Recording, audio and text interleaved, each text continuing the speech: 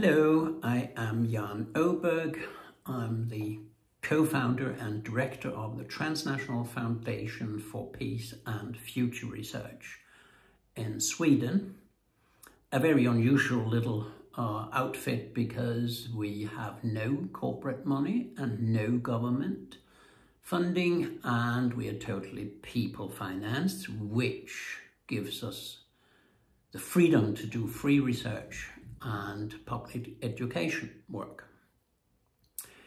And I want to express my gratitude for being given the opportunity to speak about human rights at a 75th anniversary of the UN Declaration. As happy as I am to do that, as sad I am to do it while the worst immoral, illegal, and barbaric genocide in the Western world goes on at the moment for 2 months with full Western support in Gaza. It paints a background picture to the discussions we're having about human rights. But let me move on to what I want to say. I used jokingly to say that the only problems I have with the idea of human rights are the two words human and right. The reason is the following. First of all, while humans have rights, so have also non-human organisms such as waters, rivers, woods, and future generations who don't live yet. But it's a very anthropocentric idea that human beings are in the middle of everything and then the rest has no rights. The other problem I have is with the word right. And the simple quotation I want to make is that of Gandhi, who always maintained that there are no rights without duties. The Western world and this concept has put far too much emphasis on everybody's right to demand this and that, and not discussing what are the responsibilities we have vis-a-vis each other, vis-a-vis the globe, and vis-a-vis the bigger creation, if you will. So there are some deficiencies here that we have to talk about. There are a number of problems that surround the concept of human rights. First of all, I doubt that it is reasonable to believe that you can put up a set of rights that are universal in terms of values, in terms of implementation. We have to take into account that there are different cultures, different histories, different narratives, different values throughout the world. And that what was put together in this declaration is very useful, very valid, but is not necessarily satisfactory for everyone. The same applies to the implementation. It's very easy for the Western world to say about other countries that they are not serious about human rights or they are violating human rights.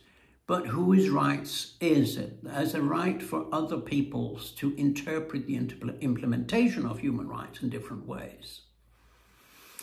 I would also say it's a problem that there is a kind of bias in the direction of individualism, of Western thinking. That which has rights are individuals. And as I hinted a moment ago, there are others who have rights. But I'll come back to that. A third problem has to do with the very cynical concept, paradoxically you may say, of the idea of the right to protect and humanitarian intervention. Because they have consistently, as concepts since the Yugoslav wars where they were introduced, had the effect of serving geopolitical purposes and Western imperial motives and militarism much more than saving human lives or human rights. Should we have taken that concept serious about intervening to save lives, We should have done it in a number of other conflicts than where it has actually been done. But cynically, you can say that we start wars for the very nice, noble purpose of saving human lives and human rights. There is no such cases. They have always been geopolitically motivated. Another problem is what I would call the human rights industry, and the politicization of human rights. You use the human rights argument to tell other countries what to do, and if they don't, they will be punished. This type of human rights can be used whenever it suits us. And of course, the blatant example right now while I speak is the lack of focus on the human rights of the Palestinian people, as has been the case for decades, but is coming to its peak point during this genocide. Whereas everybody would condemn what happened in Bosnia, in Srebrenica, etc., in the Western world. So it's the politicization instead of the serious struggle for human rights that we see in the West, and therefore it has less and less credibility. There is also the problem that we are beginning to see, or have seen, organizations which used to be non-governmental becoming near-governmental in the field of human rights. I think there are ample examples of human rights organizations that, for instance, take over a leader from a government position or minister position and therefore begin to sound like and legitimate the policies of that particular country's human rights policies. And finally, as an example of problems, it seems to me that there is still a fundamental problem in the emphasis the West has given to political and civil rights, whereas other countries, for very good reasons, have given emphasis more to economic rights, such as employment. Now, that has, of course, to do with the fact that the Western principle of, if you will, capitalism is not very promoting of human rights. So you talk about the right to meet instead, or to speak freely, etc. By the way, the West is now trampling very hard on its own fine principles about political openness, diversity, pluralism in the media, everybody can get to speak, etc. The narratives and the public relation for warfare going on has undermined that years ago. Now, having said these things, and I don't think we should always focus mostly on problems, we should also look into what is needed for the future. And I would advocate a new global ethics of care and responsibility to support human rights struggles in the future. Now, we have, for instance, the Christian 10 Commandments, which is basically a neighborhood ethics. That is totally irrelevant today because everything we do, even our local society, is somehow connected to the world community. So the main thing will be to think of how can we act, governments and individuals and organizations, how can we act in such a way that would preserve the permanence of humanity and creation, if you will, in the future, in the indefinite future? How can we be sure we don't take steps that would impair the possibilities and the opportunities for future generations? That would be a global ethics of care and responsibility, and we are back to the question of duties and not only rights. I'm here leaning quite a lot on a philosopher whose name is Hans Jonas, and also glad to say that there's something called the Earth Charter, and there's something called the People's Charter for a Non-Violent World. There are new ways of thinking about holistically about all of us and human beings in the bigger picture, and not just elevating human beings pyramidically and let everybody else and everything else come later. So we have to think globally because we are so powerful technologically. We can fly around, we can do a nuclear war on the other side of the globe, etc. And what Hans Jonas is telling us is, because you have power, more technological power than ever, we have to be humble. We have to be careful. We have to be utterly responsible. Now, that is a philosopher's viewpoint. If we look at the world, we've gone the opposite direction the last years or decades, because there's no sense of ethics influencing political decision-making. There is no sense of long-term thinking in the Western world anymore that asks, what will this mean on the time perspective of several generations ahead? The last few months or years have been panic decisions. It's been decision-making without any analysis of consequences. It's been, we do these things and we leave it to the future generations to clear up the mess. But that does not mean that we should not talk about theories, concepts, ways of thinking, because it's ways of thinking that moves people, even though we are increasingly in the Western world living in what I call kakistocracy. And kakistocracy means decision-making in the hands of the most incompetent and least good people. And those are the ones who run racism, imperialism, and militarism. So what would such an ethics of care and responsibility contain? I would say suggest three things, but it's only up for discussion. It's not, something that is fixed, but dialogue is important. That's why we do these meetings. And the first would be, the norm would be, care for permanence of existence and present lives. The slogan for that would be, as I mentioned, be humble, be careful, take care, think long term.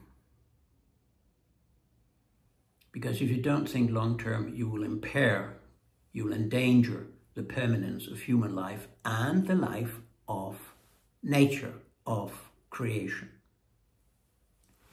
The second norm, or set of norms, would be care for biodiversity. And the slogan here would be abstain. Even if you can do something, civilization is about deciding not to do something you can do because it's wrong. So abstain from cutting down the rainforests. Abstain from warfare that destroys nature and human beings. Appreciate what is, anything from the beautiful flower you can see in your garden to the whole system, the rich world in which we still live, if we want to. And then preserve, preserve, preserve, preserve. That's a way of thinking about biodiversity instead of eradicating species on an assembly line basis. We do it because we're not creative enough and because we don't think long term. And we don't think of non-humans or non-human rights and our duties. Now, third, and that's a difficult one, care for the yet unborn.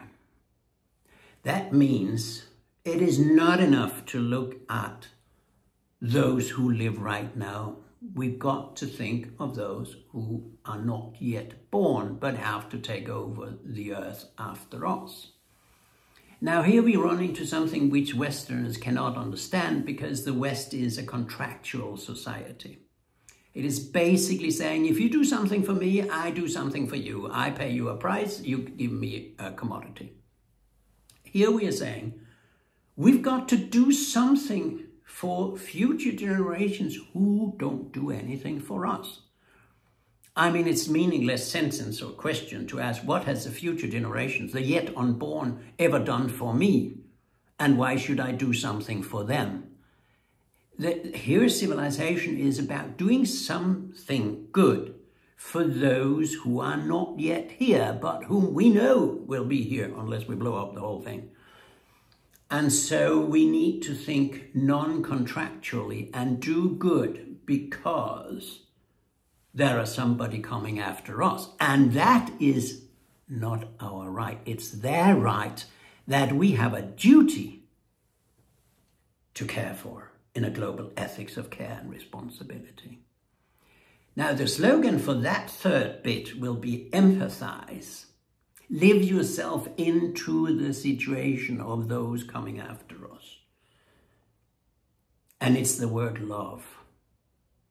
Love those who are not yet here as you love yourself and your own children or grandchildren. But it's non-contractual. They cannot do anything for you, but you can feel good because you've done something for them. So these are some of my proposals and ways of thinking about how to innovate constantly the idea of human rights. Humanity has rights, but so has other non-human species and creatures. And we do have rights, but we also have obligations, duties, like a family. And it is that family feeling that other cultures outside the West have, but we don't seem to have. We're becoming more and more egoistic. And then to realize a vision, something positive, we need to think of reducing violence in all its forms and shapes. Violence against other human beings, other cultures, genders, nature. That means no to racism, no to ethnic cleansing, no to genocide, of course, no to imperialism, and no particularly to militarism. Now, if we could elevate ourselves over time to a little bit higher level of civilization, we can certainly save this globe. And we can use the human right concept in an extended, visionary, long-range form. But if we keep on doing what we do now, our opportunities will be more and more limited. I want to thank you very much for your attention, and I hope it can stimulate a little discussion with those who have listened so far. Thank you very much.